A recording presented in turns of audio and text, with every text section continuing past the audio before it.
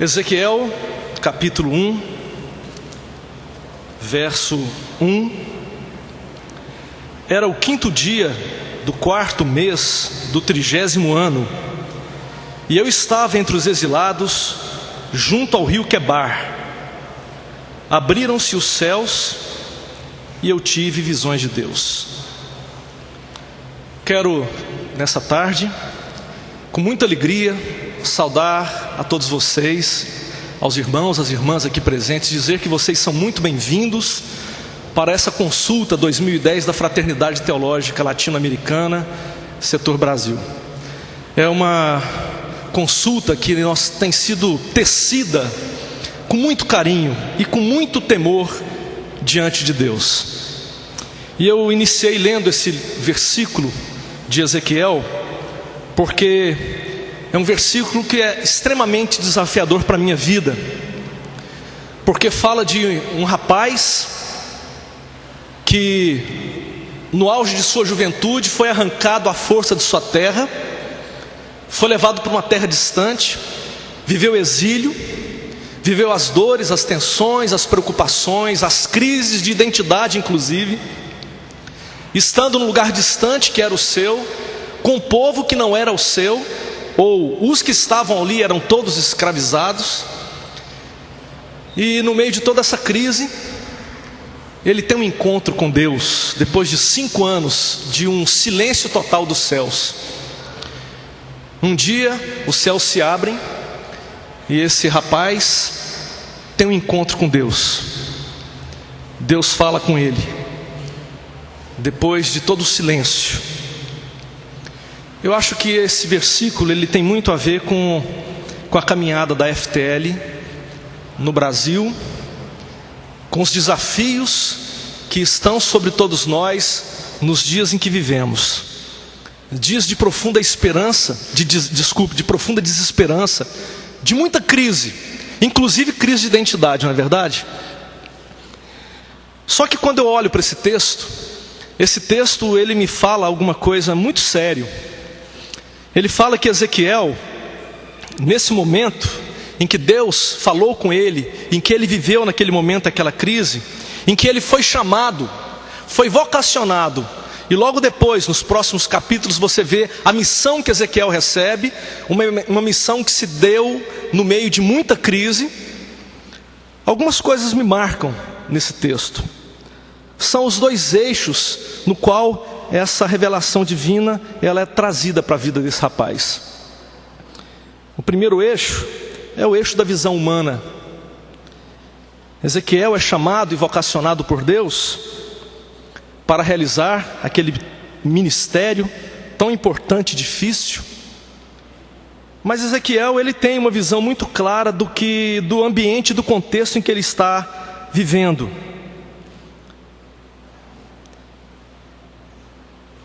Momento de crise, e Ezequiel entende essa crise.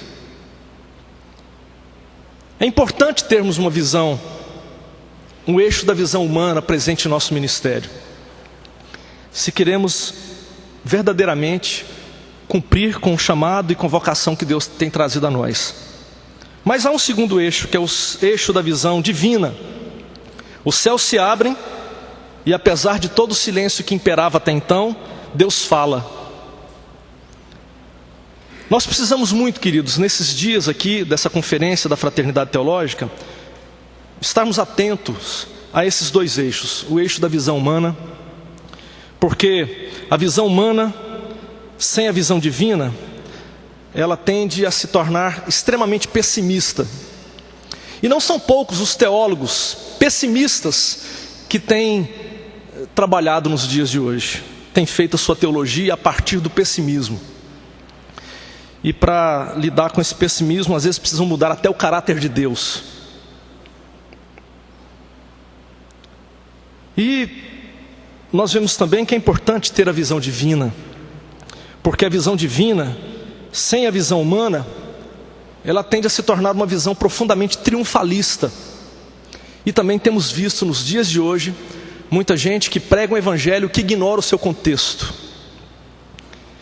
Então nós temos sido chamados por Deus a esses dias aqui no Rio de Janeiro, a pensarmos o tema dessa consulta, extremamente desafiador, que fala sobre a caminhada da missão integral, desde o seu berço, do seu nascedouro na Fraternidade Teológica Latino-Americana, na América Latina, passando por 74 em Lausanne, e depois os desdobramentos no Brasil, os desdobramentos em várias partes do mundo.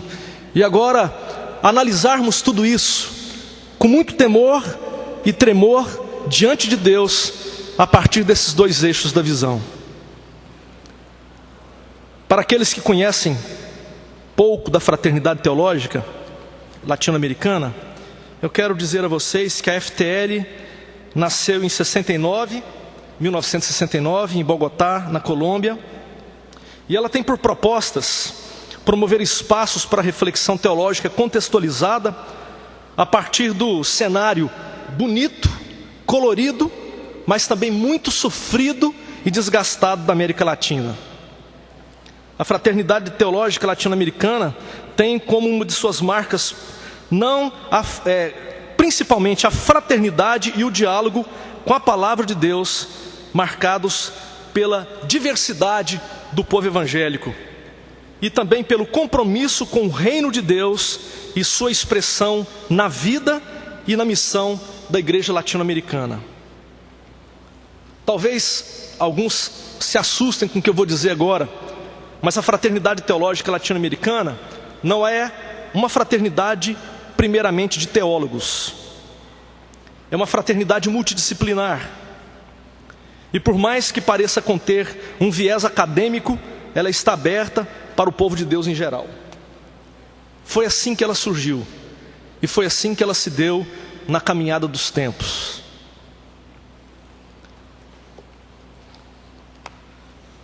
Nós estamos aqui depois de um ano de preparativos. Na última assembleia da FTL, e isso acontecido em maio de 2009, foi escolhida ali, naquela assembleia, a cidade do Rio de Janeiro para receber essa consulta. Também foi designado um tema, embalado pela necessária reflexão da missão integral na atualidade e a reboque, por que não, dos preparativos para Lausanne 3, na cidade do Cabo, em outubro desse ano. A FTL, ela vive um momento muito interessante. Ela vive, nesses dias, a retomada de antigos núcleos, como o núcleo de São Paulo, o núcleo de Curitiba, o núcleo de Campinas e alguns outros que vêm surgindo. A possibilidade de surgimento também de núcleos em outras partes, como o norte do Brasil. E a vontade do povo de se reunir e participar de uma reflexão coletiva e integrada. Nós sabemos muito bem que andorinha sozinha não faz verão, vozes solitárias não ecoam.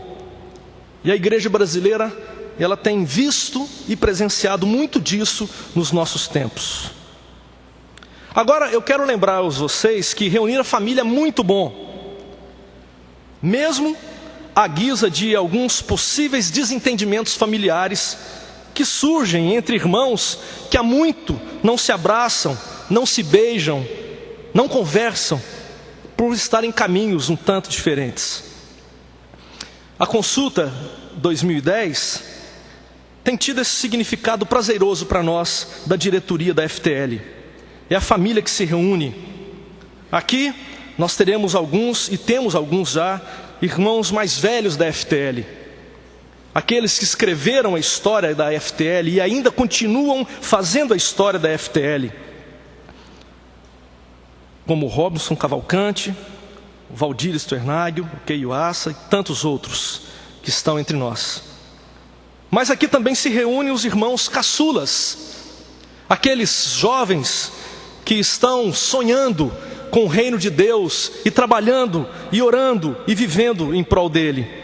Temos aqui lideranças de vários fóruns, inclusive o próprio Fórum Jovem de Missão Integral. E temos aqui também os irmãos do meio, a família numerosa, como algumas famílias nordestinas. O meu pai é nordestino, né? Tanto filho que nunca vi daquele tanto, né? Nós temos os do meio, os irmãos do meio. E dentre esses do meio, aqueles irmãos que viveram no limbo da reflexão teológica no Brasil. Aqueles que ficaram a ver navios quando a Fraternidade Teológica perdeu o seu vigor nacional nas décadas, principalmente de 90 e a primeira década desse novo século. Se não fosse o vigor e a labuta incansável dos núcleos do Nordeste, provavelmente a história seria outra. E aqui não posso deixar de trazer uma palavra de agradecimento aos incansáveis irmãos do Nordeste, principalmente a liderança do Orivaldo Júnior e do Marcos Monteiro, que levaram adiante esse trabalho. O certo é que estamos aqui nesses dias, louvado seja Deus por isso, vivendo dias de enormes desafios, desafios de apoiar os novos núcleos que estão surgindo, fortalecer os núcleos existentes, receber os muitos interessados que têm procurado, alguns de nós, interessados em se tornarem caminhantes com a FTL. Tudo indica que estamos vivendo por um novo momento de expansão da FTL Brasil. Mas a agenda não para aí. A FTL tem por desafios organizar a secretaria, as questões burocráticas que precisam ser colocadas em dias, organizar as questões financeiras, precisa também sistematizar e organizar as produções dos núcleos e disponibilizar essas produções através de meios que comuniquem à igreja brasileira o que a FTL tem produzido. Antigamente era feito isso através dos boletins teológicos. Hoje é possível que precisamos pensar outros formatos, revista eletrônica, site, manter ainda algum impresso, não sabemos ao certo. O certo é que a diretoria tem conversado e se empenhado nisso. E eu quero, por último, agradecer muito a alguns irmãos e irmãs que têm trabalhado para que essa consulta aconteça e que têm surpreendido, viu? A nossa primeira reunião, nós ousamos em pensar em 100 participantes da consulta. 100 pessoas, vindas de diferentes lugares do Brasil. Nós até agora já temos mais de 250. E é provável que alguns outros ainda chegarão. Óbvio, evidente, é claro que há interesse de Deus no meio disso tudo. A diretoria, ela não se empenhou tanto assim na divulgação, mas a coisa aconteceu e tem repercutido, e nós estamos muito felizes por tudo isso. Queremos agradecer à Catedral Presbiteriana, ao reverendo Guilhermino, aos pastores, aos líderes, à liderança dessa igreja, aos funcionários dessa igreja, que se abriram para nos receber quando algumas portas estavam muito fechadas. Quero agradecer também à equipe da FTL, do Núcleo Rio de Janeiro, esses irmãos e irmãs que são valentes guerreiros e que se empenharam muito para que tudo isso acontecesse.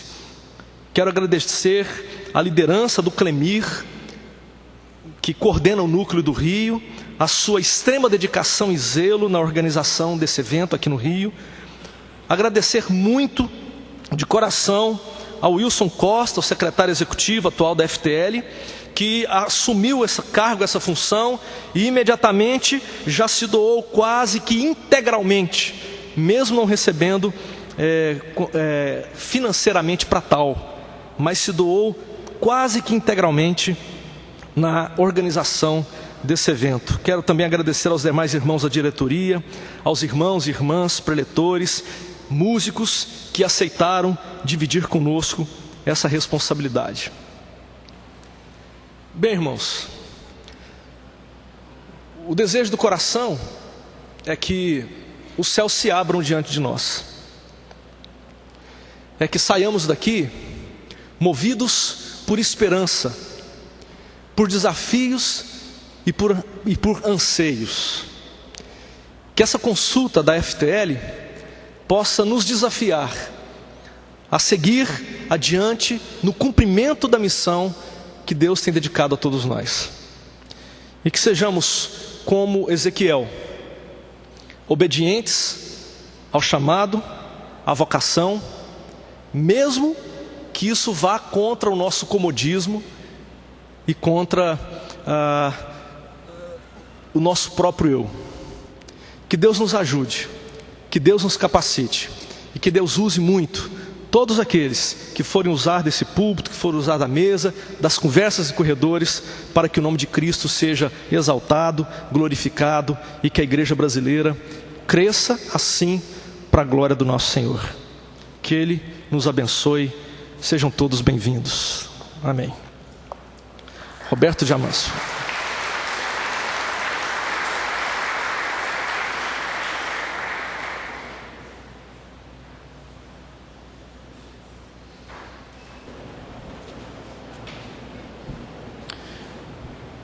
Todos nós que temos família grande, não só nordestina, mas também do sul.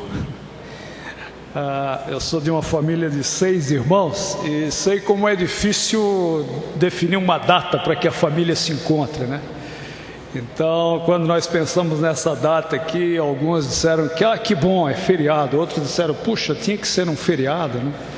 Então, a gente nunca vai acertar.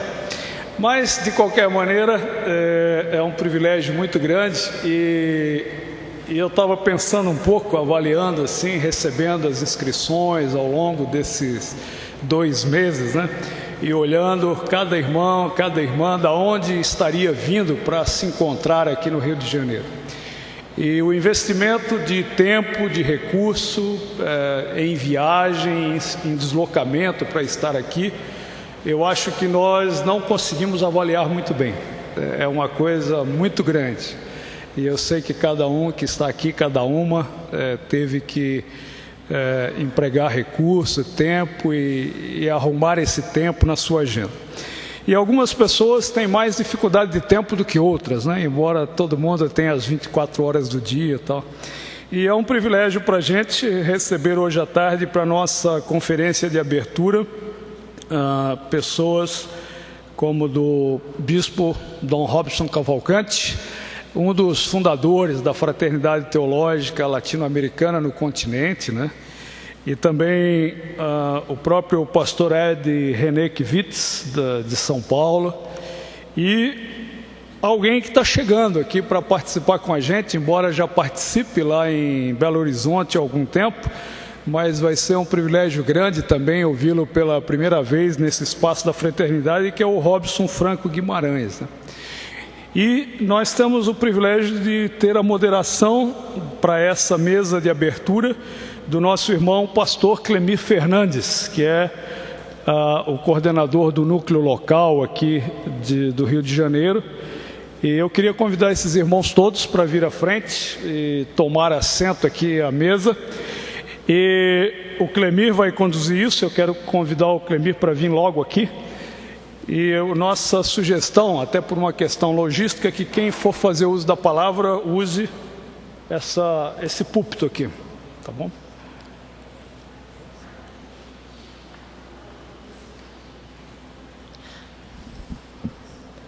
Bem, que nós estamos felizes, embora o rosto não consiga traduzir, talvez por causa do cansaço, mas nós estamos felizes, né? E das tensões, às vezes, né? Alguém disse aí, o Harley, dizendo, está tudo tão bom, né? Está ótimo, né? Assim, né? Mas nós damos graças a Deus por esse encontro aqui, né? A Catedral Presbiteriana do Rio, uma igreja de portas abertas, realmente abertas, nos acolhe aqui, acolheu Renas ano passado, acolhe a Fraternidade Teológica neste ano, estamos gratos a Deus. Núcleo do Rio, estamos gratos a Deus pela dedicação de tanta gente. A Renas do Rio também tem participação muito grande aqui nesse trabalho, e outras entidades mais. Nós acolhemos a todas e todos com muito contentamento, né? Com alegria de fato do Senhor. Nós vamos ouvir Dom Robson Cavalcante, né? É uma referência para a Igreja Evangélica Brasileira, né? Para a Fraternidade Teológica em particular. Nós o acolhemos com muita distinção. Robson é alguém que não precisa de nota de pé de página, ele próprio é o principal. Então, vou convidar Dom Robson para vir aqui, pode falar daqui, Dom Robson, por favor, vai ficar melhor para que a gente possa acolhê-lo. E ele, infelizmente, tem uma agenda fora, até do Brasil, não vai poder ficar conosco todo o tempo, mas hoje está com a gente, sem dúvida é um privilégio poder ouvi-lo agora. Nesta sua fala, E após a fala do Carlinhos, tão boa que nos dá o direcionamento da própria consulta, né? Robinson nos traz uma contribuição de alguém que, como disse o Wilson, já principiou essa história, está nos desafiando a novos caminhos para uma teologia da missão integral no Brasil. Então, a sua avaliação, a sua contribuição nessa hora é rica. Sem dúvida, a gente já leu um pouco do texto, tivemos acesso. Depois nós temos 2 reações. E dessa forma, a gente tem esse primeiro programa da tarde. Depois a gente tem um intervalo para voltar ainda para outra mesa nesta tarde. Dom Robson Cavalcante, a palavra é sua. Graça e paz, queridos irmãos e irmãs. Prazer estar aqui essa tarde.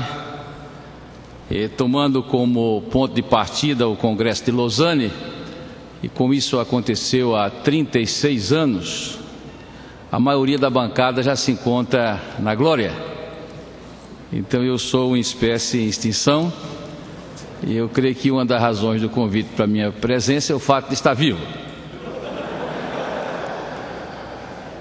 Inclusive, fazia parte da delegação, na época, o então pastor dessa igreja, o reverendo Amantino Bação.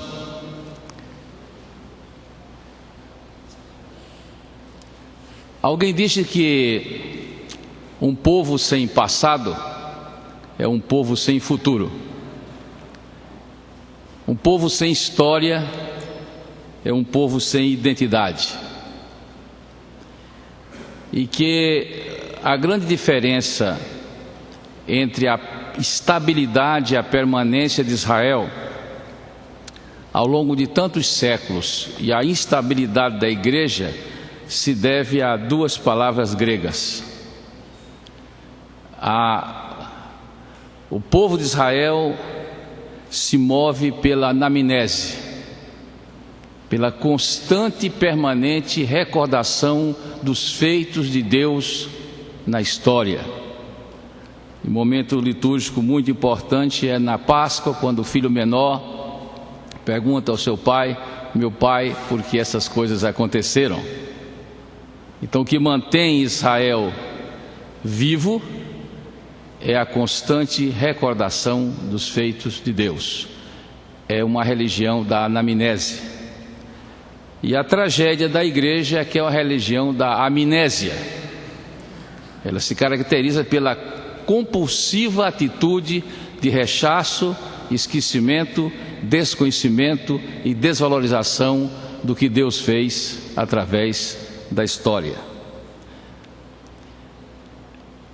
C.S. Lewis dizia que se o etnocentrismo é uma marca de todas as gerações, isso a antropologia nos ensina que tendemos a ver a história a partir do nosso tempo, tendemos a ver o mundo a partir do nosso lugar. E ele dizia: algumas gerações isso é mais trágico do que outras, porque são gerações cuja atitude de uma iconoclastia cronológica levaria a tentar inventar a roda e a pólvora outra vez. Eu considero um privilégio ter participado do Congresso Lausanne I e do Lausanne II e estar me preparando para participar do Congresso Lausanne III. Eu me lembro que logo após o Congresso, a revista semanal Time considerou o Congresso Internacional para a Evangelização Mundial de 1974, em Lausanne, na Suíça, o chamado Lausanne I, a revista denominou de o Vaticano II dos evangélicos, comparando com o adjornamento, o sopro do Espírito que foi o Vaticano II para a Igreja de Roma, e a Lausanne teve a sua contrapartida para o mundo protestante. Sem dúvida, talvez o grande e maior concílio da história do protestantismo, sem que tivesse pretensão conciliar. Mas sem dúvida foi o mais amplo em representatividade de países e de denominações, e foi o mais importante encontro mundial protestante do século XX, mais importante mesmo do que aquele que estamos comemorando o centenário esse ano, que foi a Conferência de Edimburgo, que deslanchou o movimento ecumênico. E o seu documento final, o Pacto de Lausanne, tem sido considerado, ao lado do Credo Niceno e da Confissão de Westminster, como um dos 3 mais importantes documentos confessionais da história do cristianismo. Obviamente que há uma harmonia doutrinária confessional entre os credos da Igreja Indivisa, os pontos convergentes das confissões de fé reformadas e o núcleo confessional do Pacto de Lausanne. O Congresso de Lausanne não surgiu do nada, ele surgiu de um contexto histórico, de um desdobramento. Ele surgiu de antecedentes. A herança evangélica, missionária e de compromisso social que nos foi legada pelo avivamento wesleyano, alguns assistiram recentemente o filme Maravilhosa Graça e a Vida de Wilberforce, essa herança, de certa forma, é afetada pelas controvérsias que marcaram de forma dilacerante os Estados Unidos da América no final do século XIX e início do século XX. Uma série de fla-flus teológicos: liberalismo versus fundamentalismo, evangelho individual versus evangelho social, criacionismo versus evolucionismo, e o que era um todo se fragmentou. Aquele espaço religioso norte-americano foi marcado pela polarização e pela dicotomia, e um retraimento dos evangélicos do compromisso da militância social, que foi denominada por um sociólogo de a grande reversão, o grande dar para trás, com o evangelicalismo se retraindo das dimensões sociais, culturais, políticas da missão, em razão da extrema polarização contrária desses movimentos. E somando-se a isso, para essa ausência evangélica, a presença do dispensacionalismo e da escatologia pré-milenista e pré-tribulacionista. Tradicionalmente, a escatologia pós-milenista é historicamente engajada e otimista. A escatologia amilenista tende a ser participante realista, e a escatologia pré-milenista, pré-tribulacionista tende a ser não participante e pessimista. O movimento ecumênico, cujo Congresso de Edimburgo estamos a comemorar o centenário esse ano, tinha desaguado na formação do Conselho Mundial de Igrejas, que foi rapidamente hegemonizado pelas correntes teológicas mais liberais do protestantismo euro-ocidental. E tanto o velho evangelicalismo inglês de 1850, que traça suas raízes em Wycliffe, quanto o chamado neoevangelicalismo estadunidense da pós-Segunda Guerra, se mostravam insatisfeitos e desconfortáveis, seja com a estridência, a esterilidade e o sectarismo do fundamentalismo posterior, representada pelo Conselho Internacional de Igrejas Cristãs, como, por outro lado, pela falta de ênfase evangelística, o universalismo e uma pauta excessivamente social, representada pelo Conselho Mundial de Igrejas, sendo que, àquela altura, a fraternidade evangélica mundial era débil e de escassa representatividade. E aqui eu gostaria de insistir num ponto histórico, porque tanto o trabalho, uma vez feito no ultimato pelo Ricardo Gondim, como pelo Alderi recentemente, enfatizam o evangelicalismo por sua perspectiva norte-americana, que é bastante polarizada e tem uma história muito própria, como se ele tivesse surgido ali, quando na verdade o evangelicalismo estava organizado na Inglaterra meio século antes, representando um pensamento que tinha muitas décadas antes e que naquele contexto do Reino Unido não passou pelas polarizações que passaram pelos Estados Unidos. Então, para sermos fiéis à história, temos que buscar a raiz do evangelicalismo na Inglaterra e não nos Estados Unidos, e o evangelicalismo não é a face moderada do fundamentalismo, mas sim o fundamentalismo é a face extremada do evangelicalismo. Isso é uma correção histórica que deve se fazer. E depois a clássica distinção entre o fundamentalismo nas suas origens, como sendo um momento evangélico de afirmação das doutrinas credais, necessárias no contexto que elas estavam sendo negadas, como o nascimento virginal ou a ressurreição, e o desdobramento posterior do fundamentalismo em uma ideologia extremamente sectária e até racista, e hoje o termo foi extrapolado de uma origem protestante para se afirmar o fundamentalismo islâmico, que já é uma coisa extremamente estranha. E nesse sentido, uma vez Samuel Escobar, que foi um dos fundadores da FTL, dizia: no sentido histórico somos todos fundamentalistas, porque afirmamos os fundamentos credais da fé.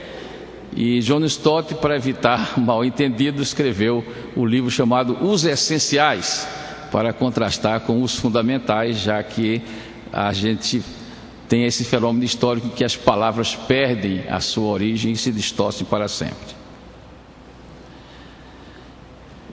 Antes do Congresso de Lausanne, você tem um antecedente, que é o Congresso de Berlim, ou seja, o mal-estar do mundo evangelical pela polarização entre o que era o Conselho Internacional de Igrejas Cristãs e o Conselho Mundial de Igreja, Evangelho Social, Velho Evangelho Individual, levou a iniciativa do copatrocínio da revista Christianity Today e da Associação Evangelística Billy Graham na convocação do Congresso de Berlim 1966, o Congresso Internacional de Evangelismo, com cerca de 1.100 participantes. A revista Christianity Today tinha tido como um dos seus primeiros líderes o Dr. Carl Henry, que foi autor de uma obra clássica sobre a consciência desconfortável do evangelicalismo norte-americano. Então, o Congresso de Berlim, onde participou desta denominação o reverendo Adésio Schecker, que veio a ser presidente do Supremo Concílio, procurou reafirmar a prioridade da tarefa evangelística da igreja, e que ela deveria se fazer num contexto de unidade cristã, e deveria se fazer mantido as bases dos postulados teológicos da Reforma, ou seja, exatamente o que não estava se fazendo. A estridência fundamentalista não estava pregando o Evangelho, e a ênfase social do Conselho Mundial de Igreja estava promovendo mais a desunião do que a união, e as bases do postulado da Reforma tinham ido para o espaço. De Berlim sai a proposta da realização de congressos continentais como um desdobramento regional daquele congresso. No caso, vem se dar em Bogotá, na Colômbia, em 1969, o primeiro Congresso Latino-Americano de Evangelização, o CLAD-1, de cujos corredores, com uma geração de jovens pensadores, surge a ideia da criação de um movimento promotor de uma reflexão teológica que tomasse em consideração a realidade continental da América Latina, a sua cultura, uma abertura à contribuição das ciências humanas, enquanto mantidas firmemente a ortodoxia credal e a confessionalidade reformada, a ênfase na conversão, na santidade e no mandato missionário, que são próprios da característica do que nós chamamos de evangelicalismo. Entramos então na FTL. A ideia surge em 69, o movimento é fundado em 70. Em julho de 1970, são realizadas nas diversas áreas geoculturais da América Latina, México, América Central, países bolivarianos, Argentina, Brasil, pré-consultas preparatórias para a fundação da FTL. No Brasil foi coordenada pelo missionário Richard Sturz, falecido ano passado, pai do pastor Ricardo Sturz, que é o presidente da editora Vida Nova. A pré-consulta teve lugar nas instalações da Faculdade Teológica Batista em São Paulo, ocasião em que, como assessor da Aliança Bíblica Universitária do Brasil e colunista religioso do Jornal do Comércio do Recife, fui convidado a participar e a apresentar uma palestra que depois seria publicada como um opúsculo intitulado Cristo na Universidade Brasileira, pela BU-CLC em Recife, em 72. Aí eu quero agradecer não somente ao reverendo Ricardo, na sua memória, por ter sido um grande apoio na minha carreira, mas a instrumentalidade que Deus usou uma pessoa que hoje detém o título de apóstola no Brasil, que é a Neuza Itioca. Foi justamente a Neuza que me sugeriu meu nome para a Fraternidade Teológica, mostrando a soberania de Deus sobre todas as situações. Embora que a minha querida Neuza, que eu chamo a minha demonóloga favorita, ela era na época a pessoa mais preocupada com os aspectos terrenos do que depois essa sua especialidade em geopolítica infernal.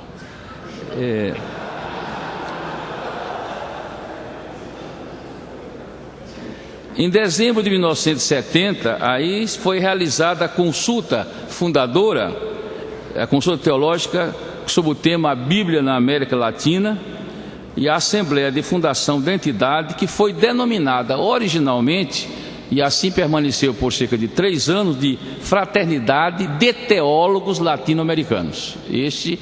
Eu tenho guardado em casa ainda a pasta da primeira consulta. A consulta se deu em Cochabamba, Bolívia, lá no seminário Jorge Allan, que foi fundado pelo pai do Dr. Shedd. A delegação brasileira era formada pelos batistas Richard Sturz e César Tomé, da Igreja Batista Paulistana, também falecido, pelo congregacional Mauro Ramalho e pelo então luterano da IELB, o orador que vos fala, então com 26 anos.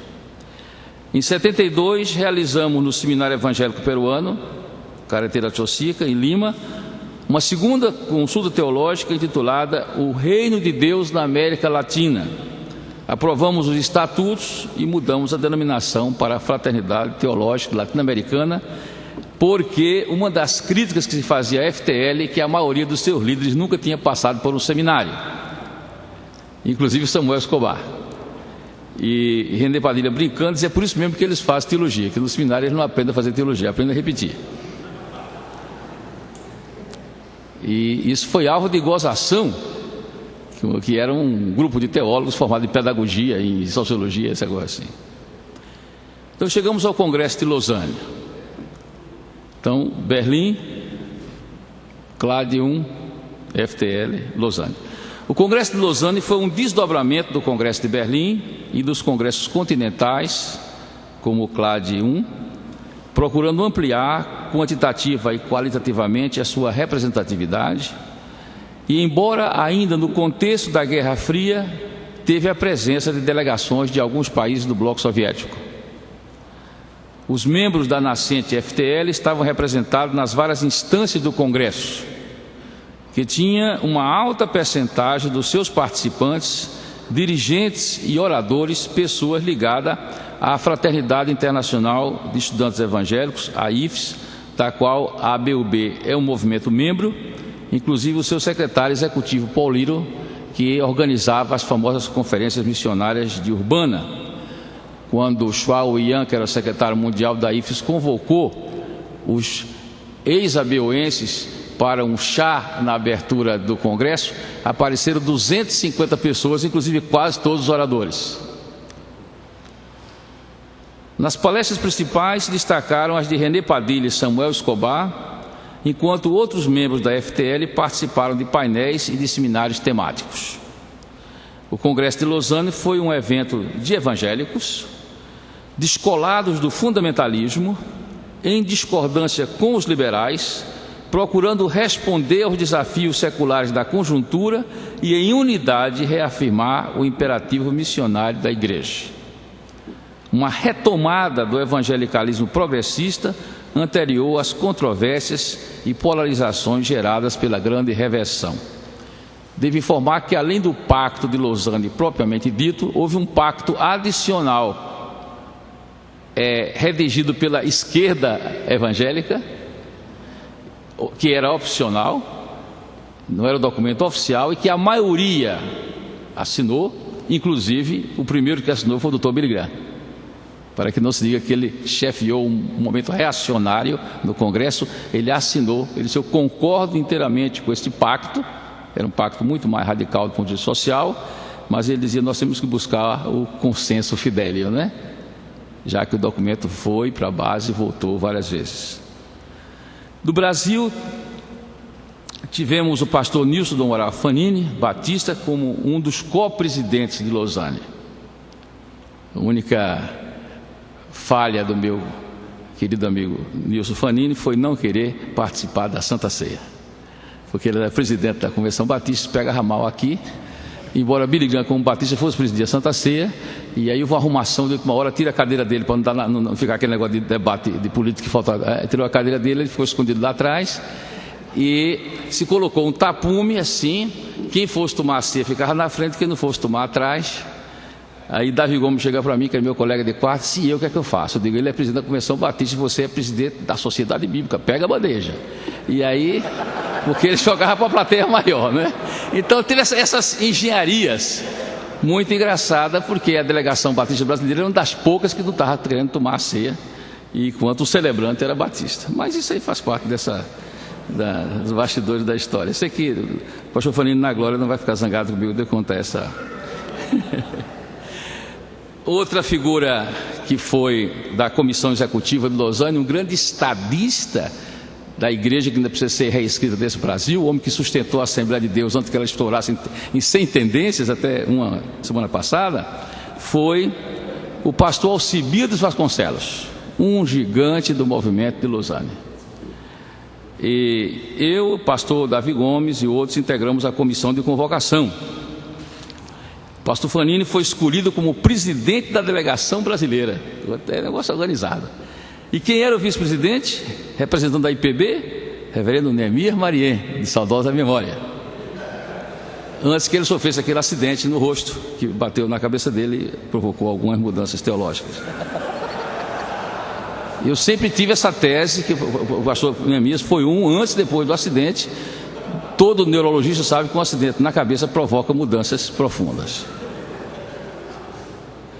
Lembro do avião da Varig, fretado, saindo do Galeão. Nós fizemos um culto aqui na capela, com brasileiros, os paraguaios, os argentinos e os guianenses. Pela manhã, um culto devocional usando o microfone da aeromoça. Foi dirigido pelo pastor Davi Gomes, com Juan Carlos Ortiz liderando o louvor com alguns coritos. Maravilha. A gente já foi preparando daí, né? Na época perguntou: e se esse avião cair, vai ser uma tragédia para a igreja brasileira? Aí Manfredo Greff disse: não, vai ser uma purificação. Nada contra os próximos aviões que vão seguir agora em outubro. Lausanne foi um momento de maioridade e de maturidade para o evangelicalismo mundial. Impactou muitas vidas, teve um grande desdobramento e influência, mas não no Brasil. Aqui as reações não foram entusiásticas. O Congresso, me lembro da opinião de líderes e dos jornais, o Congresso foi considerado muito avançado, por causa do social, para os conservadores, e muito tímidos para os teologicamente mais à esquerda, que já começavam a ser influenciados pela teologia da libertação. Os ecos de Lausanne, de certa maneira, foram abafados, e nós estávamos vivendo no apogeu do regime militar. Surpreendentemente, o Pacto de Lausanne foi editado pela CPAD, por iniciativa do missionário norte-americano Lawrence Olson. Se não fosse a Assembleia de Deus, uma geração não teria conhecido o Pacto de Lausanne. Aleluia. Amém. É isso que a gente vê os caminhos do Senhor, né? E o vazio deixado pela Confederação Evangélica 10 anos antes, que não fechou por crise teológica, mas por cacete militar, porque por acaso a maioria da liderança da Confederação Evangélica era contra o regime militar, Somente veio conhecer uma tentativa de resposta com a EVB muito depois, com as falhas que nós já sabemos. O pós-Lausanne. Para dar desdobramento ao Congresso, foi eleita uma comissão de continuação do Congresso de Lausanne, depois nominada de Comissão de Lausanne para a Evangelização Mundial, conhecida pela sigla LCWI, sob a presidência do evangelista canadense e cunhado de Billy Graham, Leighton Ford. Esse negócio de nepotismo em todo canto. Então, gente muito boa. Do Brasil, para o primeiro quadriênio, foram eleitos Nilson Fanini e Gesiel Gomes, da Assembleia de Deus, e eu como membro suplente deles. Como sempre um ou os dois faltavam, eu assistia a todas as reuniões. Pouco depois também fui eleito para a Comissão Teológica, na Subcomissão de Ética e Sociedade da Aliança Evangélica Mundial. O período 1974-1982 foi um dos mais fecundos, ou mais fecundo, do espírito de Lausanne, com a realização do Congresso de Pattaya, Tailândia, e de várias consultas teológicas que produziram vários documentos, tais como responsabilidade social, estilo de vida simples, evangelho e cultura, e eu tive a oportunidade de estar envolvido na maioria desses trabalhos. Grande mudança vai se ver com o Congresso para Evangelistas Itinerantes, realizado 83-86 em Amsterdã, na Holanda. Aí se dá um retrocesso, especialmente liderado por figuras como o irmão Bill Bright, o irmão Luiz Palau, que puseram fim a um pacto que havia de que a liderança desse movimento seria ser por um coletivo internacional, e houve uma volta do controle dos grupos mais conservadores norte-americanos, que também puxaram freio na ênfase social. A grande questão não era confessional, nem de piedade, era a questão da extensão social do Evangelho. Lausanne II, aí já tem um pessoal aqui que morreu ainda. O Congresso Lausanne II, em 1989, em Manila, Filipinas, com mais gente, mais dinheiro, mais halteres luxuosos, mais recursos plurissensoriais, representou uma nova correlação de forças ideológico-teológicas. O impacto foi bem menor do que o anterior, e o seu documento final, por fim, apenas um texto para estudo e uma colagem de afirmações contraditórias para a tristeza de John Stott. Ou seja, enquanto o Congresso de Lausanne viveu o estilo de vida simples, todo mundo ficou em hotel de 2 ou 3 estrelas, muito simples, e havia poucos recursos, até porque não se tinha criado ainda. O Lausanne II foi assim um espetáculo de efeitos especiais. Todo mundo ficou em hotel de 4 estrelas, de 5 estrelas, a delegação americana ficou no chamado 5 Plus, é o 5 cascatinha. Agora, eu cheguei um dia para tomar café, estava um pastor de Bangladesh, olhou para a mesa e disse: a minha família toda não come isso numa semana. Mas o resultado, com toda honestidade, foi um resultado muito pífio. Eu me lembrando do entusiasmo do culto final de Lausanne I, as pessoas saindo para mudar a história, e o anticlímax que foi o culto final de Lausanne II, com gente cochilando e quebrando o pescoço. Quer dizer, era uma coisa chocante para quem teve nos dois momentos. E John Stott muito frustrado, porque o trabalho do Lausanne I foi muito bom, comissão, ia para as bases, voltava, e o documento saiu no alto grau de consenso, e o conchavo político que tinha no Lausanne II, que você aprovava um negócio de noite, de madrugada o pessoal puxava o tapete, e o documento ficou tão contraditório que parece... Vocês conhecem aquele animal australiano chamado ornitorrinco, que diz que foi o único animal que Deus delegou a um comitê para fazer? Então...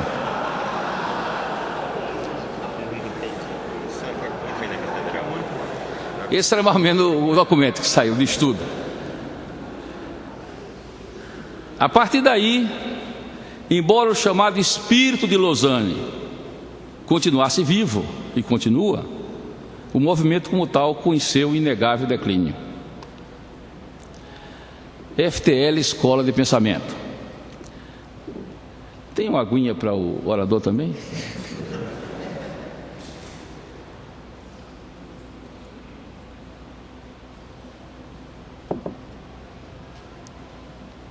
Enquanto isso, a FTL se constituía em núcleos nacionais ou regionais, realizava consultas temáticas, como o sobre Evangelho e o Poder, que gerou a famosa Declaração de Jarabacoa sobre os evangélicos e política. Saiu o livro Evangélico e Poder em América Latina, e o documento de Jarabacoa foi o mais profundo e sério documento sobre os evangélicos na política que se produziu na história do protestantismo nesse continente, e cuja maior quantidade de subsídios foi levado pela delegação brasileira. E foi traduzido em português, inglês e em espanhol. Aqui, através de amigos em São Paulo, nós fizemos uma edição de 100 mil exemplares distribuídos no Brasil na época.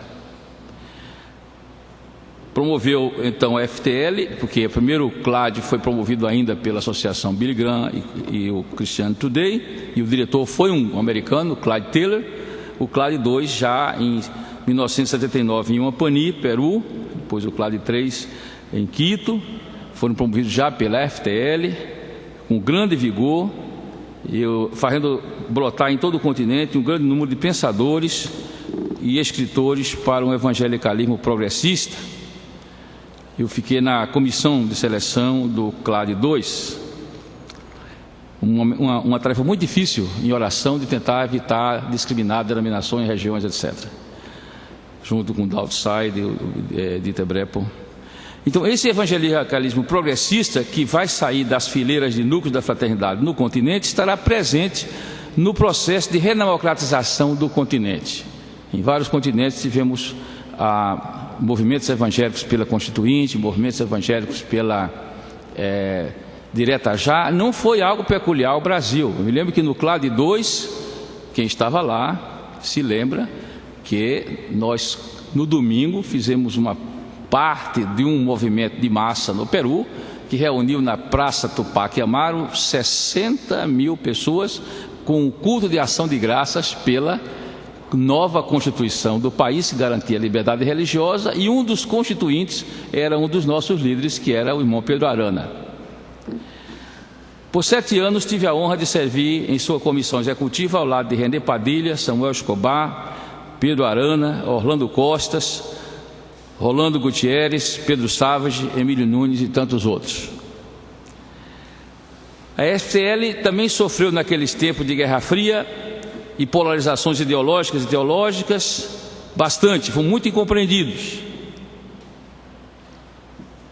Fomos chamados de teólogos da libertação disfarçados pelos fundamentalistas e de fundamentalistas sofisticados pelos da teologia da libertação. Embora com o passar do tempo fôssemos crescendo em influência e respeito. Até porque as pessoas que faziam parte da FTL não eram teólogos de gabinete, tiveram vivência.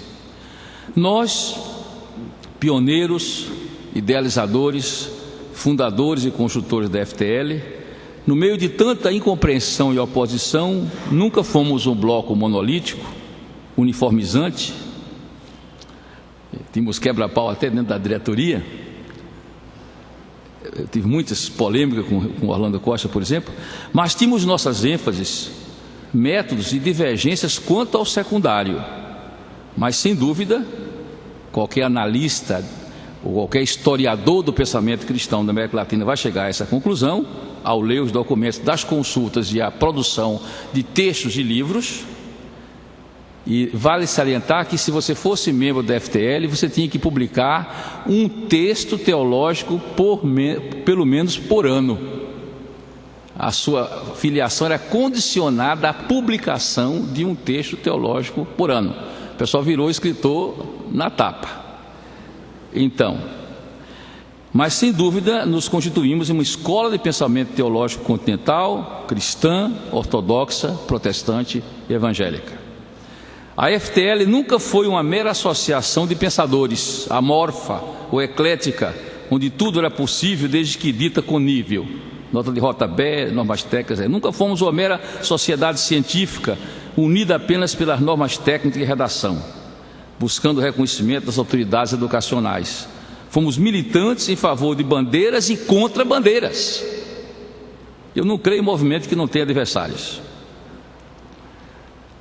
A favor da cultura latino-americana, a favor da democracia, a favor da justiça social no nosso continente, a favor de um uso criterioso de ferramentas científicas e filosóficas, mas em choque com as ideologias materialistas e secularistas da época, com as utopias seculares ou com pensamentos religiosos divergentes da tradição nossa, seja vindo do espectro fundamentalista, do espectro liberal. A FTL foi a principal fonte que gestou a teologia da missão integral da Igreja na América Latina.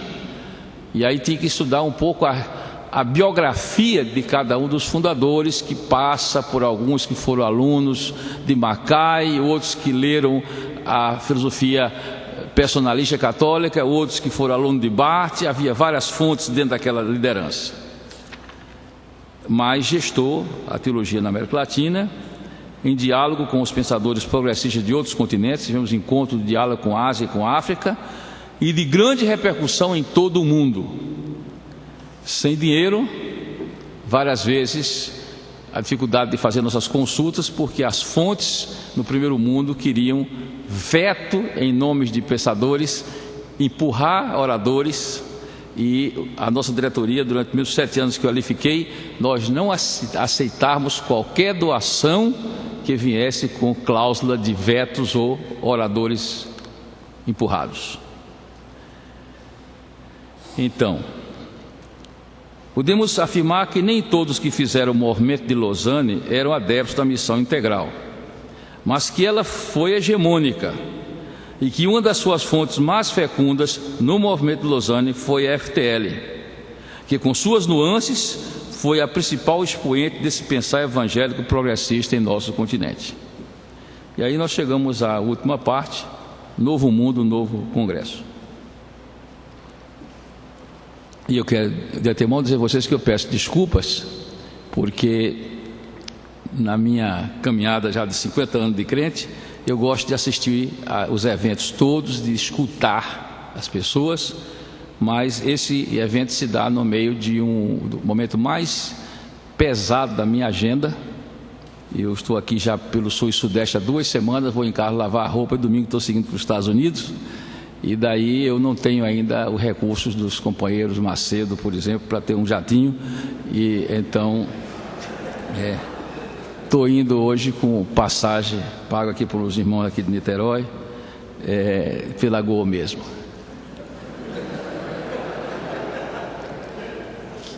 E a Gol tem me ajudado muito espiritualmente, porque tem estimulado o jejum.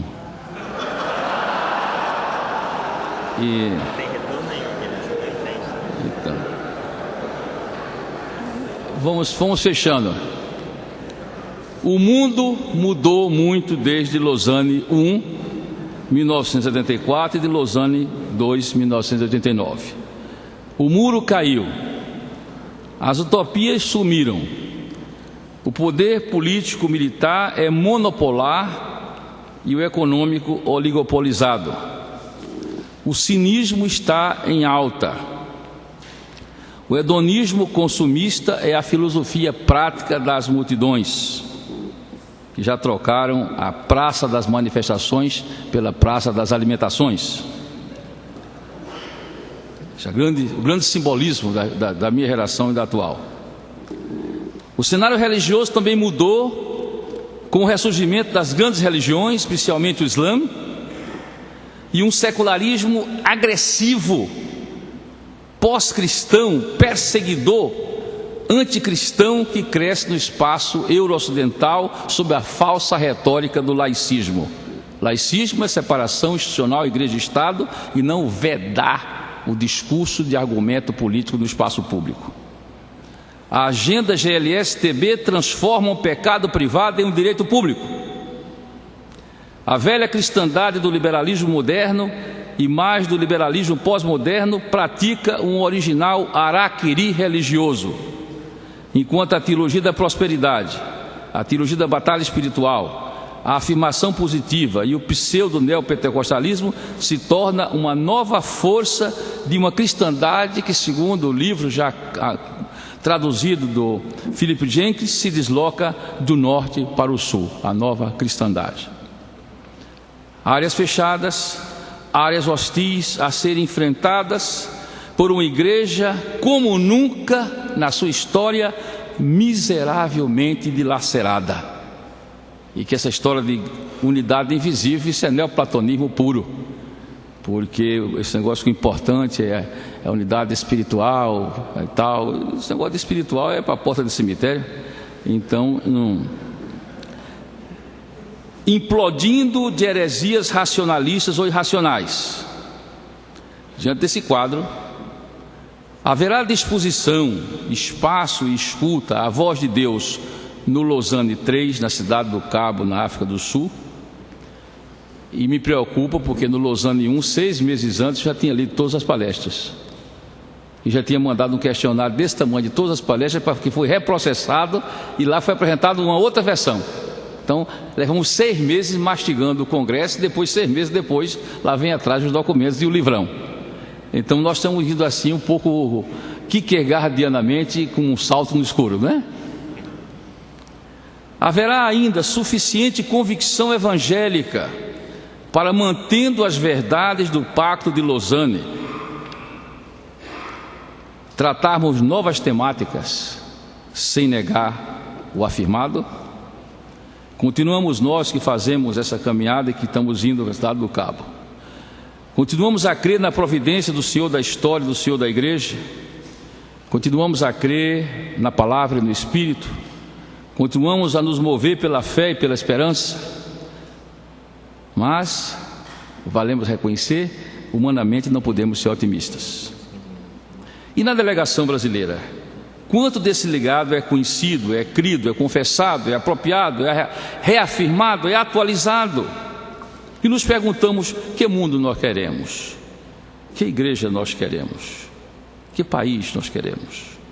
Com que conceito de missão pretendemos nos comprometer e dar respostas? Sem dúvida, esse parece ser um momento de muitas perguntas e aparentes escassas respostas. Que esse Cronos seja mais uma vez invadido pelo Kairos, e que o martírio seja mais uma vez um componente provável da vivência da fé, diante dos poderosos desse mundo, diante das potestades do outro mundo e dos seus aliados, porque eu sei que nem todos os cristãos hoje acreditam em Satanás, mas a minha certeza é que Satanás acredita em todos eles. Não somente os poderosos desse mundo, as potestades do outro mundo, mas os seus aliados entre os joios domésticos da igreja, com a esperança de que o Eterno esteja se renovando em um novo tempo, até que Ele venha. Amém.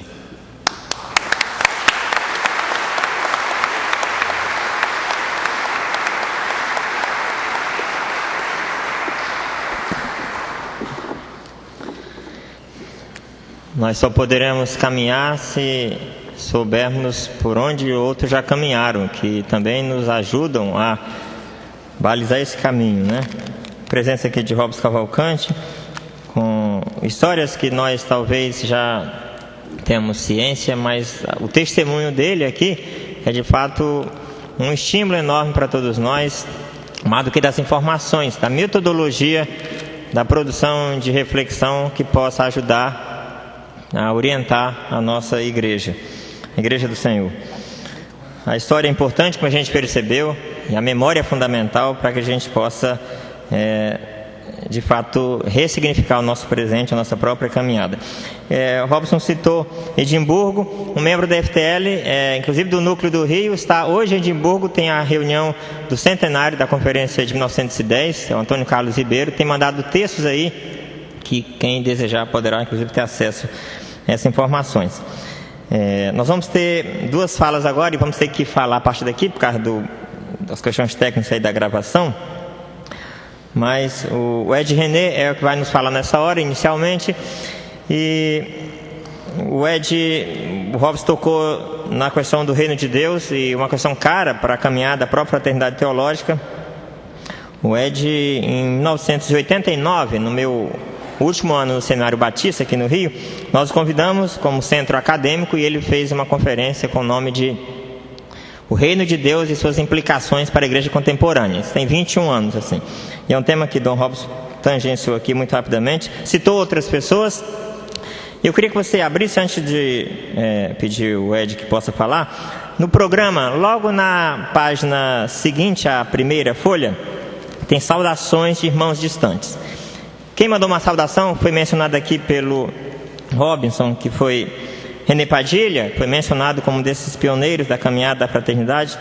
Ele mandou essa mensagem especial e eu vou ler aqui com o meu portunhol, vocês podem acompanhar aí.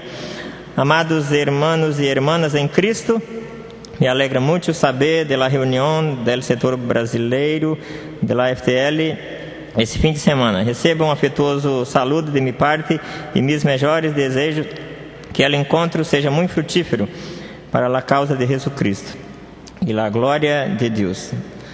Hoje, mais que nunca precisamos um labor teológico, tome ele sério em contexto e com a direção do Espírito Santo e a palavra a luz da palavra, provê orientação ao povo de Deus para que dê resposta a los difíceis problemas que nos planteia a globalização de um sistema de injustiça institucionalizada.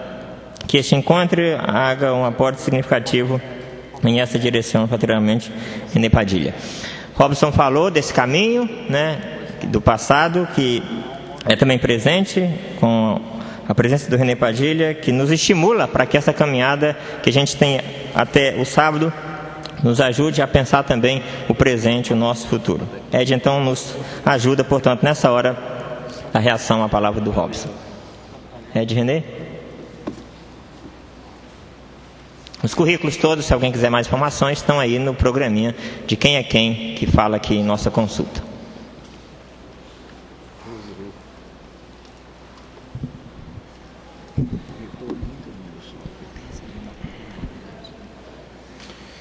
Uma boa tarde a todos, graça e paz de Jesus aos irmãos.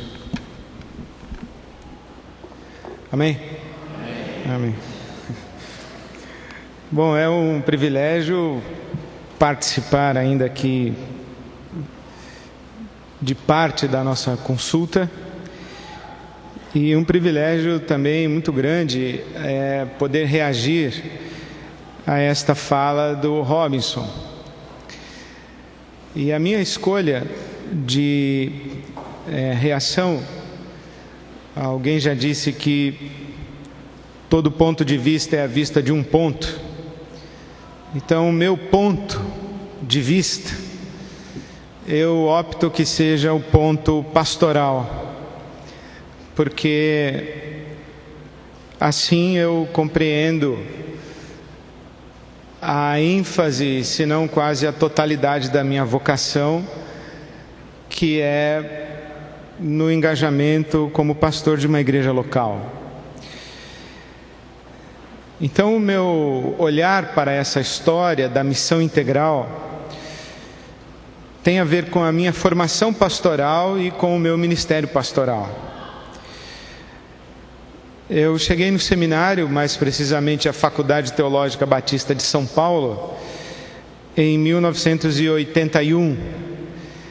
E lá, em 81, eu tive como professor o doutor Richard Sturz.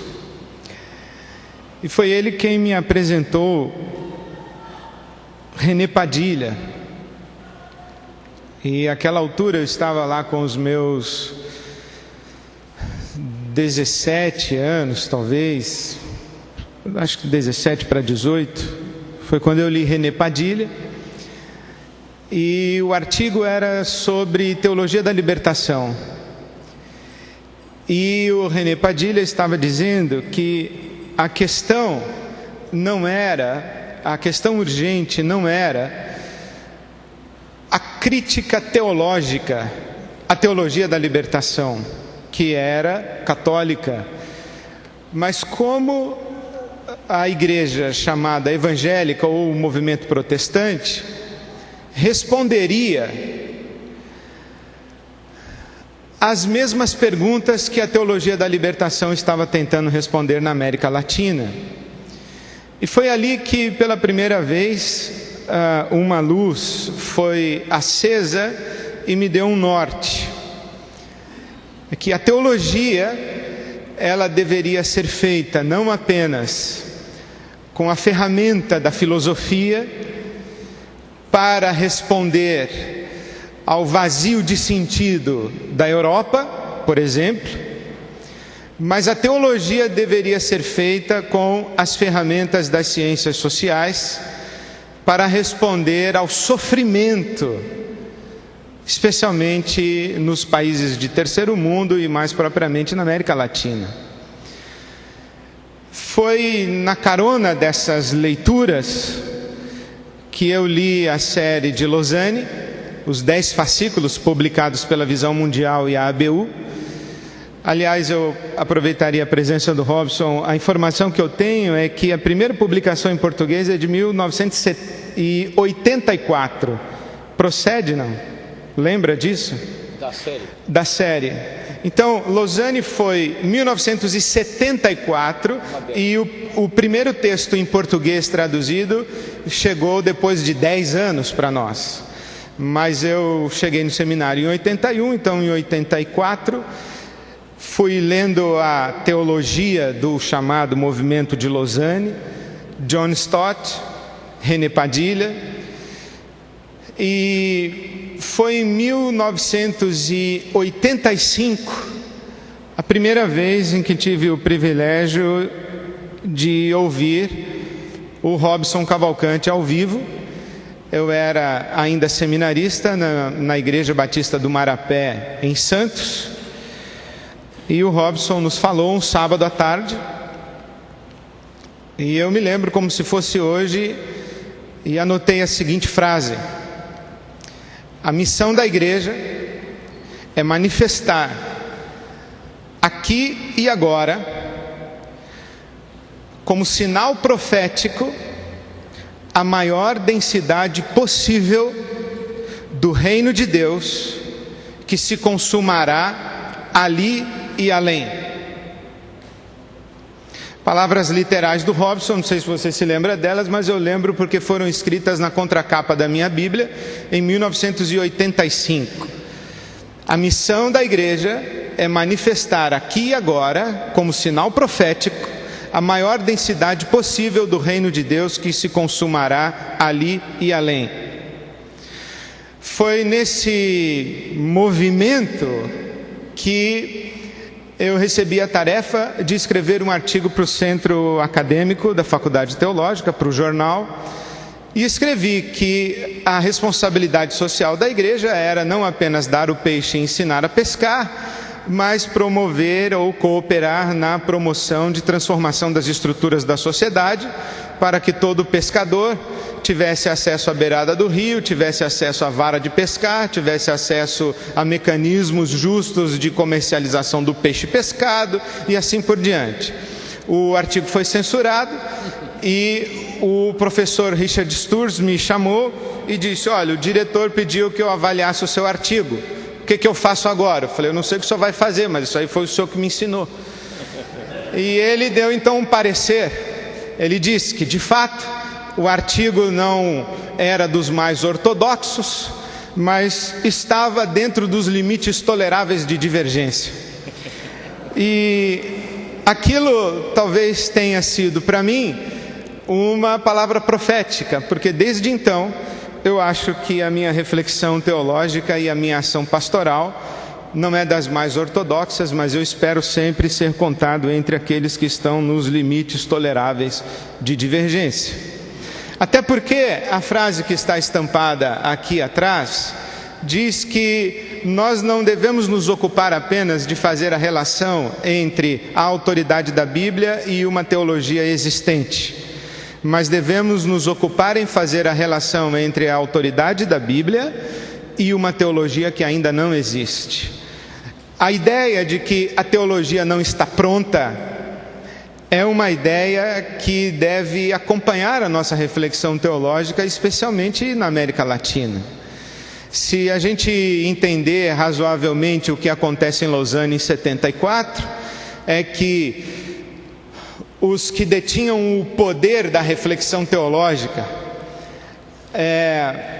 chegam em Lausanne com o pacote pronto, mas os teólogos da América Latina e brasileiros, eles chegam dizendo: a teologia não está pronta, há um outro viés, há um outro ponto de vista, há outras perguntas que esse pacote não nos atende e não responde. então nós temos que caminhar dentro dos limites toleráveis de divergência, porque fazer teologia sem esticar o elástico não é fazer teologia, é repetir teologia. Foi nesse processo que eu desenvolvi praticamente toda a minha caminhada pastoral, entendendo que a missão da igreja era muito mais do que anunciar uma mensagem e do que uma convocação verbal para que o pecador se arrependesse e integrasse a vida comunitária e aguardasse o arrebatamento para o céu ou a vinda de Jesus. Este modelo nunca me foi satisfatório, nunca me foi suficiente. Compreender cristão como um sujeito que aceita Jesus como Salvador e cai num vazio histórico, esperando a vida no paraíso pós-morte, sempre foi, na minha leitura e na minha experiência pessoal e pastoral, um reducionismo absurdo do Evangelho e, por que não dizer, um reducionismo diabólico do Evangelho de Jesus Cristo. A compreensão do que nós chamamos de missão integral me levou, por exemplo, há 2 anos ao Senegal para falar a um grupo de missionários que atua no lado ocidental da África. E depois de algumas preleções a respeito de missão integral, um daqueles missionários levanta a mão e diz o seguinte: queria que você me respondesse uma pergunta. Por que é que eu devo alfabetizar uma pessoa se ela vai para o inferno? Não é melhor o sujeito ir para o céu analfabeto do que ir para o inferno alfabetizado? Além de ter me considerado um péssimo docente, eu tive que contar até 10 para responder aquela pergunta e de perceber como ainda nós estamos, e aqueles missionários haviam sido formados numa esteira de produção teológica e de mão de obra ministerial de um paradigma absolutamente superado. Havia embutida nesta pergunta uma série de equívocos. Um equívoco a respeito, por exemplo, do conceito de ser humano. Nós ainda conseguimos conviver com a ideia do corpo, da alma e do espírito como realidades estanques e separadas. E quem tem uma compreensão inadequada de ser humano, um conceito antropológico não bíblico, terá necessariamente um conceito de salvação equivocado. Eu escrevi, por exemplo, um texto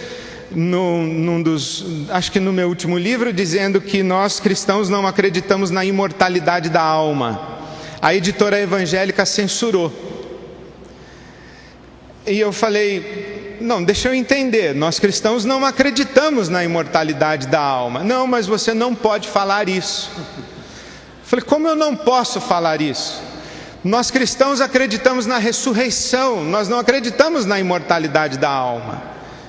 Só ressuscita o que morre. Se a alma não morre, ela não ressuscita. Então nós acreditamos que o ser humano morre e depois ele ressuscita. Nós não acreditamos na imortalidade da alma. Conclusão, a editora evangélica continuou censurando. Para não criar muito caso, eu fiquei dentro dos limites razoavelmente toleráveis de divergência e aceitei reescrever um pouquinho o texto, mas continuei dizendo que nós não acreditamos na imortalidade da alma, nós acreditamos na morte do ser humano que ressuscitará. Nós acreditamos na ressurreição. Para nós, o ser humano desencarnado não existe, está morto. Nós aguardamos a ressurreição.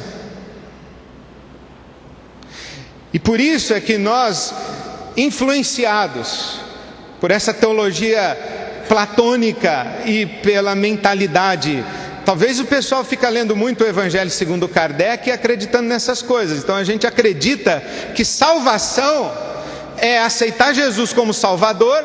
Aí quando o corpo morre, o corpo vai sepultado e a alma então é salva e vai para o paraíso. Então a salvação para nós é céu. E na Bíblia Sagrada, se eu li adequadamente, a salvação é reino de Deus. É a vida toda sujeita à autoridade do legítimo Senhor e à participação no reino de Deus, que começa aqui e se consuma lá. Começa agora e se consuma além. Mas começa aqui. A nossa esperança do reino de Deus é a esperança também da nossa ressurreição.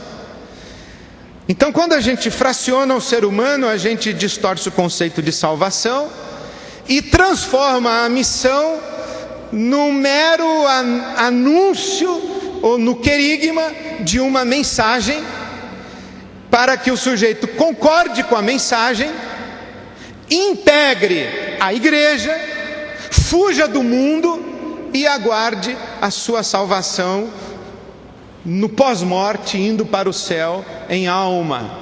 É um céu de Gasparzinhos, né? Então, e foi dentro dessa leitura da missão integral que eu aprendi que corpo sem alma é defunto e alma sem corpo é fantasma. Foi a partir dessas reflexões. Então, a minha perspectiva pastoral de missão é manifestar aqui agora a maior densidade possível do reino de Deus, que se consumará ali e além. E essa manifestação aqui e agora é um sinal profético de que o reino de Deus tem um ali e além. O reino de Deus visível aqui e agora é uma profecia de que existirá e existe um reino de Deus ali e além. Isso traz para mim algumas compreensões, e eu acho que, considerando o nosso tema, caminhos, descaminhos e novos desafios, eu acho que nós precisamos, com urgência, libertar o conceito de missão integral da mera relação evangelização-responsabilidade social. A primeira coisa é libertar o conceito de missão integral da mera relação evangelização e responsabilidade social. Como o Robinson Cavalcante disse, o Pacto de Lausanne teve um pacto paralelo, um pacto mais progressista. Por quê? Porque o Pacto de Lausanne é conservador, é muito conservador. Ele mantém a dicotomia evangelização-responsabilidade social. Ele mantém a primazia evangelização em relação à responsabilidade social. Isso porque ele ainda é cativo do conceito antropológico corpo-alma. Então, existe separação entre evangelização e responsabilidade social, porque a evangelização é para a alma e a responsabilidade social é para o corpo. E existe primazia entre evangelização e responsabilidade social, porque é mais importante salvar a alma do que atender ao sofrimento do corpo. Então, ainda é um pacto que precisa de libertação. O Pacto de Lausanne precisa ser liberto.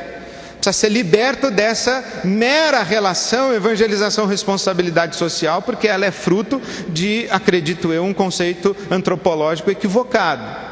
Um conceito de salvação equivocado e um conceito de missão equivocado. É um avanço significativo, porque eu sou filho dele, inclusive, mas eu penso que ele carece de um passo a mais. Quem sabe resgatar esse pacto apócrifo e a gente debater o pacto apócrifo em paralelo com o próprio Pacto de Lausanne.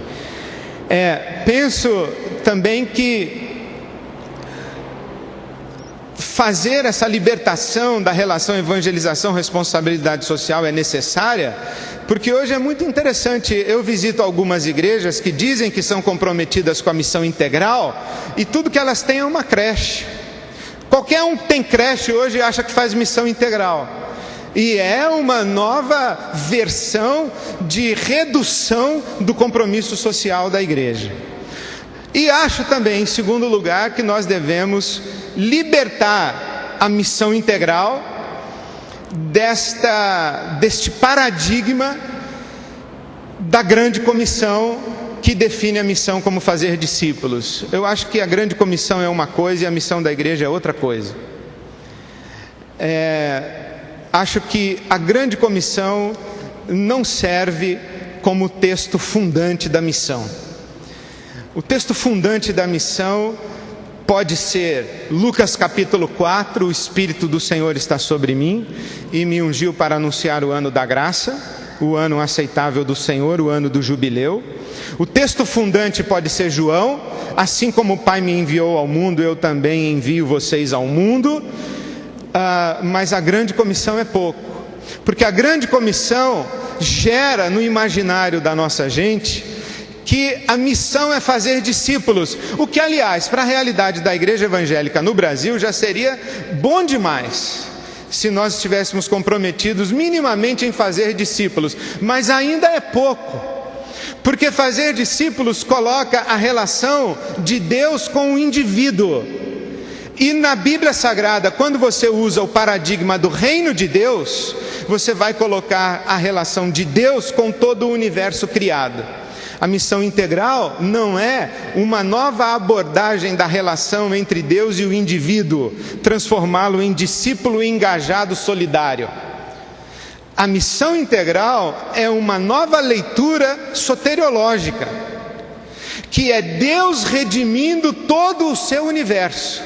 E a igreja como advento, ou se permitirem o avant-première desse reino, ou o primeiro sinal, ou o principal instrumento desse Deus em missão para manifestar aqui e agora a maior densidade possível do reino de Deus que há de se consumar ali e além. A declaração de visão e missão da minha igreja local é: visão, ser um sinal histórico do reino de Deus. A igreja não tem uma nova mensagem, ela é protagonista de um novo tempo, o tempo do reino de Deus. Ser um sinal histórico do reino de Deus, levando o evangelho todo para o homem todo, que repete a frase basilar de Lausanne: o evangelho todo para o homem todo, para todos os homens. Amém.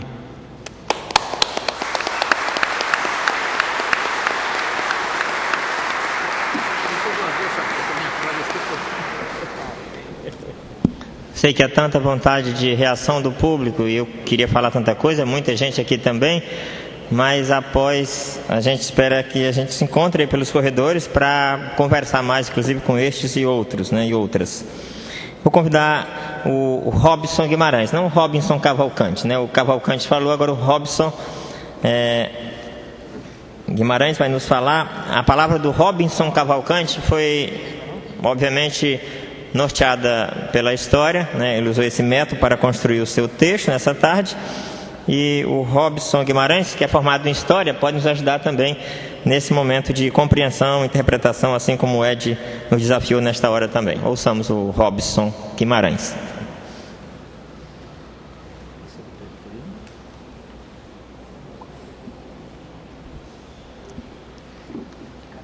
Eu também agradeço o privilégio de poder, de alguma forma, contribuir com essa importante discussão acerca da teologia da missão integral. É uma honra para mim poder também reagir ao bispo Dom Robson Cavalcante. Após, lá pelos anos 80, eu estava lendo, eu jovem estudante de Ciências Econômicas, estava lendo um trecho do seu livro Cristianismo e Política, e o trecho que me impactou, ele convocava jovens estudantes evangélicos a ingressarem na área de ciências humanas. E esse texto me revolucionou internamente. Eu abandonei ciências econômicas e fiz vestibular para História, passei e estou aqui, né? Interessante que essa mensagem não está circunscrita a seminários teológicos, faculdades de teologia ou igrejas. Ela também, de alguma forma misteriosa, ela foge desses espaços tradicionais e chega, inclusive, nas universidades seculares. Diante dos questionamentos levantados pela palestra, eu queria pensar um pouco a provocação: que mundo se quer, que país se quer, pensando no contexto brasileiro. Então eu estou pensando em 3 desafios contemporâneos. O primeiro desafio representado pelo capitalismo, o segundo pela democracia e o terceiro pelas novas religiosidades. O primeiro desafio que eu queria pensar é o capitalismo. A primeira geração de FTL foi gestada diante de uma estrutura política nacional autoritária que cerceava a liberdade de pensamento, que tolhia a atividade política e a associação em grupos menores de participação e conscientização. Era a época do milagre. Eu tinha só 10 anos, né? Mas era a época do milagre econômico, das políticas desenvolvimentistas dos governos militares e do "este é um país que vai para frente". Eu lembro, mesmo criança, eu lembro desse lema. Com a crise do petróleo e a decadência dessa utopia, veio a crise econômica dos anos 80 e a redemocratização do país. A nossa geração é herdeira de um país transformado e de um país em transformação. A partir do governo Itamar Franco, depois FHC e agora Lula, o país entrou em uma fase de crescimento econômico e transferência de renda para os mais empobrecidos, iniciada certamente pelo Plano Real e continuada pelas políticas redistributivas do Bolsa Escola, do governo FHC, e do Bolsa Família, do governo Lula. Na verdade, toda essa digressão visa nos alertar para a vitória do capitalismo. Eu fiquei pensando, será que eu ponho isso lá? Mas pus. Se a primeira geração de FTL possuía uma utopia representada por um socialismo não materialista e não marxista, a atual geração convive com uma única utopia, ou seja, o capitalismo. O capitalismo tem a sua própria utopia. E, na verdade, é preciso reconhecer que o capitalismo possui inúmeras mazelas, mas também algumas positividades. Eu queria iniciar pelas positividades. Positividades? Mas que heresia!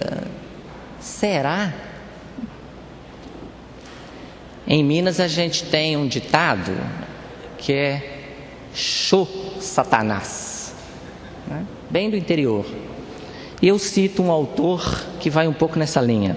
Roberto Campos dizia: "O que certamente nunca houve no Brasil foi um choque liberal". O liberalismo, assim como o capitalismo, não fracassaram na América Latina. Eles simplesmente não deram o ar da sua graça. Na verdade, essa frase dele, dita num contexto, hoje soa antiquada, porque o que a gente tem é liberalismo e capitalismo hoje graçando no Brasil.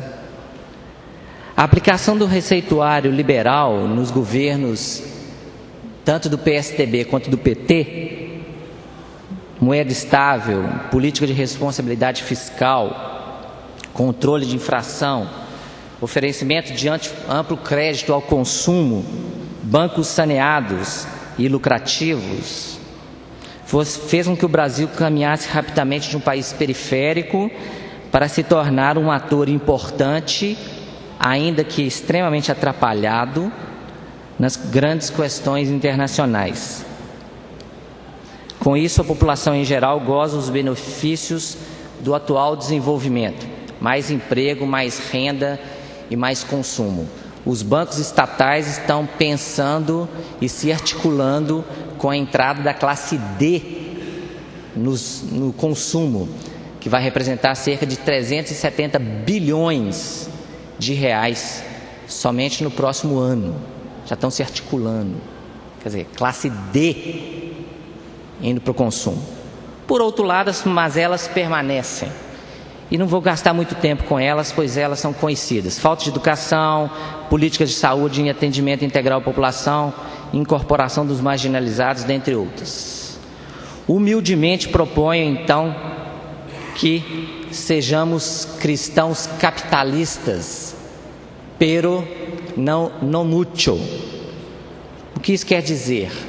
Que sejamos capitalistas críticos, que aceitem seus pontos positivos, mas que combatam o espírito do capitalismo, ou seja, sua crença na possibilidade do paraíso terrestre, sua utopia de felicidade ligada ao ter, sua ganância pelo sucesso, sua insaciável busca pelo lucro, seu materialismo e sua religiosidade individualista. Segundo desafio que eu acho que a gente tem que enfrentar, a questão da democracia. A primeira geração enfrentou a questão das ditaduras militares no continente, representada principalmente por governos de direita. Nesse sentido, a primeira geração se pautou por uma crítica contundente aos governos militares, principalmente de direita, e posteriormente se engajou na luta pela redemocratização. Agora, a nossa conjuntura política atual é bem diferente. É difícil achar entre nós alguém que seja pró-ditadura ou antidemocrático. Porém, é preciso reconhecer que o nosso sistema democrático ainda é muito singular. Persiste entre nós brasileiros um conceito de que o Estado deve favorecer os cidadãos, que a função dos cidadãos é tirar proveito do Estado. Permanece a máxima de que todos, no Estado brasileiro, todos são iguais perante a lei, mas que alguns são mais iguais do que outros. Permanece a máxima da privatização do público em benefício do interesse privado. O Estado como a grande mãe que a todos alimenta. Qual democracia a gente defende? Uma democracia participativa, inclusiva? Uma democracia que todos falem? Ou uma democracia que todos falem identicamente a nós? O neopopulismo brasileiro, seja dos lulistas, dos serristas, dos aecistas lá de Minas Gerais, dos ciristas, que era do Ceará, agora é de São Paulo, e por aí vai, é um grande desafio para o amadurecimento do nosso sistema democrático. Porém, acho que muitos de nós concordaríamos com a frase de Churchill, quando diz que a democracia é a pior forma de governo, com exceção de todas as outras. Proponho, então, que sejamos cristãos democratas e suprapartidários, quer simpatizantes de Dilma, quer de Serra, quer de Marina. Será que é possível fazermos opções diferentes, sendo tolerantes? Finalmente, tem um outro ditado em Minas Gerais que é: "Sê breve e agradarás". Terceiro desafio é a religiosidade de sucesso. A formulação e desenvolvimento da teologia da missão integral se deu como contraponto a um evangelho que dissociava o espiritual e o material, a mensagem evangelística dos sujeitos históricos, e fechava os olhos para a realidade de pobreza de grande parte dos habitantes da América Latina. A teologia da missão integral se tornou uma espécie de via média a isso, tanto aos conservadores quanto aos teólogos da libertação. A decadência da teologia da libertação e seu esvaziamento, motivado tanto por fraquezas internas quanto por uma política perpetrada pelo Vaticano, se deu concomitantemente com o preenchimento do espaço religioso brasileiro pelas novas religiões de sucesso, uso um termo de um historiador americano, Kenneth Sabin, em suas versões evangélicas e católicas. Essas versões consumistas do capitalismo religioso abandonam a luta pela transcendência, a busca pela transcendência e por Jesus Cristo, e lançam-se desenfreadamente à procura de sucesso material, financeiro, amoroso, sexual, psicológico, por aí vai. Ironicamente, temos agora uma igreja evangélica popular ao lado de um catolicismo popular. De qual teologia da missão integral necessitamos? Se a primeira geração tentou construir um segundo lado da missão cristã, a responsabilidade sociopolítica, aliado ao polo da evangelização, colocando as duas tarefas como lados iguais da missão da igreja, refletindo Lausanne com as suas divergências, entendo que a nossa tarefa atual se mostra também dupla. Precisamos novamente enfatizar a experiência fundante do cristianismo como uma aproximação de Deus efetuada por meio de Jesus Cristo, que implica em negação de si mesmo, no carregar a cruz e no seguimento a Jesus. Em segundo lugar, precisamos continuar afirmando que na missão dos cristãos é impossível dissociar evangelho e responsabilidade social, evangelho e educação, evangelho e saúde, evangelho e trabalho. Na verdade, o evangelho não se alheia da vida cotidiana. Concluo essa breve reação pensando numa ideia que sintetizasse esses desafios e essas propostas. E eu me lembrei do lema que rege a entidade para-eclesiástica Mocidade para Cristo: ao compasso dos tempos, mas ancorada na rocha. Nas categorias relativo versus absoluto, cabe unicamente, entendo, a dedicação exclusiva ao senhorio e seguimento de Jesus o Cristo. O resto é contingente. Obrigado.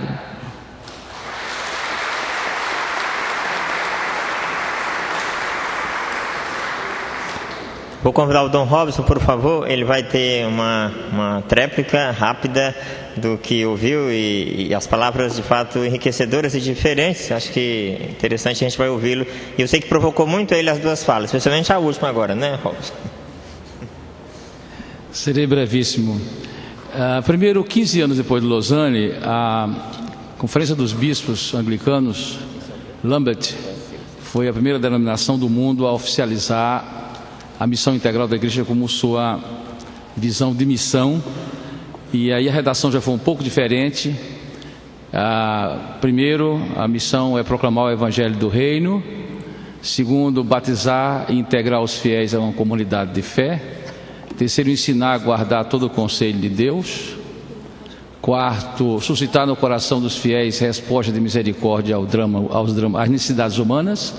Quinto, a denúncia profética contra as estruturas sociais de iniquidade. E sexto, a defesa da vida e da integridade da criação. Essa é as avenidas de missão de Lambeth. Também a declaração de Jarabacoa opera com o conceito de tarefa da igreja institucional, tarefa dos indivíduos cristãos e tarefa dos movimentos de inspiração cristã. São esses três eixos. A nível de informação, dizer que como bispo eu estou desvinculado por dever de ofício de partidos políticos, mas continuo fiel a um sonho do PT quando era um partido de trabalhadores, que é a consolidação da democracia e das transformações sociais, tendo como horizonte uma opção socialista.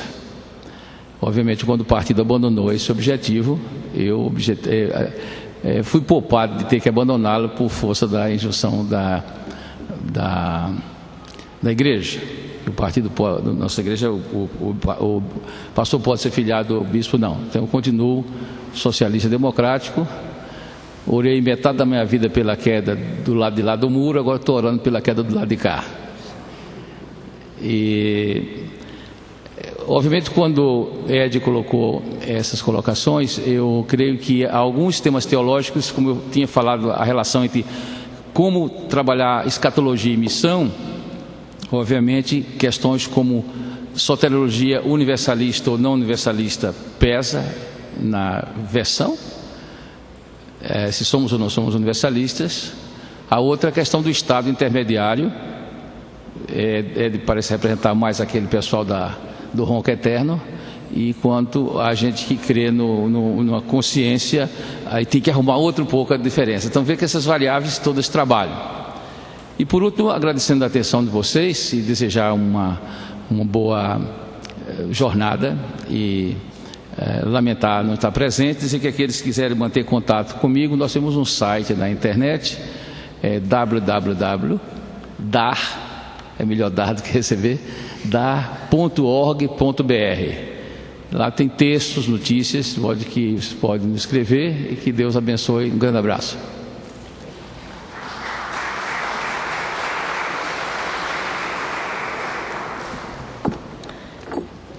Bem, nosso tempo está ultrapassado, né, realmente esgotado. Nós somos, neste momento,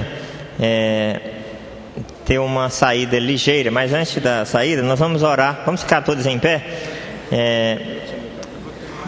Eu vou pedir a Ódia, que está aqui próximo. Ódia, pode vir, por favor. Ódia é vice-presidente da FTL. Ela vai orar. O Robson vai sair, vai viajar agora. O Ed também vai viajar por causa de outros compromissos. Nós vamos sair por 10 minutos.